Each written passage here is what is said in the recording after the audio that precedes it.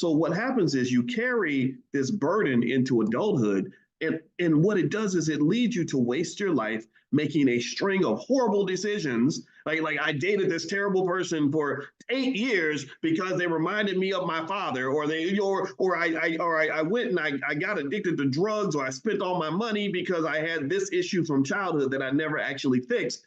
And what if you fix those issues? Like, what if you show up to life as a balanced, mentally healthy person who has proactively and deliberately and intentionally worked to fulfill your emotional voids? If you do that, what happens is that when you show up as a healthy, complete human being to this game called life, you just make better decisions.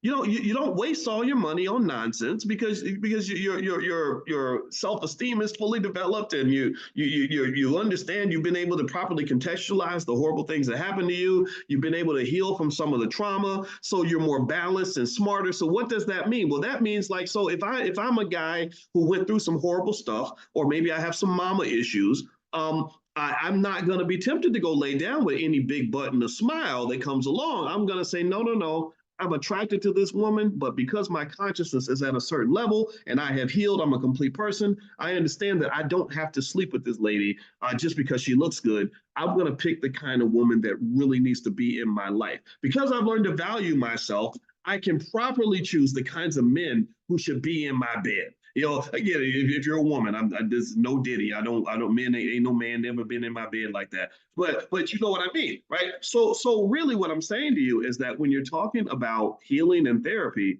this is an investment decision, and the ROI doesn't just extend to your financial outcomes. Because remember, if this lady was healed and healthy and balanced, she would have made a lot of different choices in life that would put her in a great financial situation. Really, even if you have dads, like sometimes people have dads. My kids have dads. They have two dads because my wife was divorced when I married her, and I know their dad.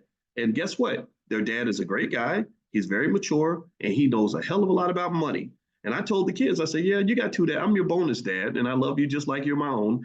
And guess what? You got two rich daddies, so you're never going to have a financial problem. But I need you to make sure you show up to the world as a healthy human being, right? So this is not going to spoil you, but just know we got your back because your mother picked two men that are able to properly provide financially. She didn't go and lay down with a couple of bozos. She was gorgeous.